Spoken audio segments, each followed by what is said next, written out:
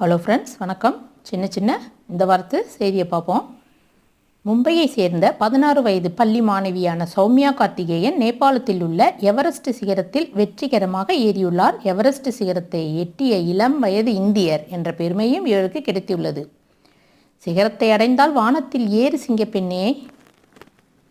மகாராஷ்டிரா மாநிலம் புனேயில் ஊதிய உயர்வு தராமல் மனம் அழுத்தம் கொடுத்த மேனேஜர் முன்பாக டோல் கருவி இசைக்கு உற்சாகமாக நடனமாடி வேலையை விற்று சென்றுள்ளார் ஒருவர். அந்த வீடியோ இணையத்தில் வைரலானது.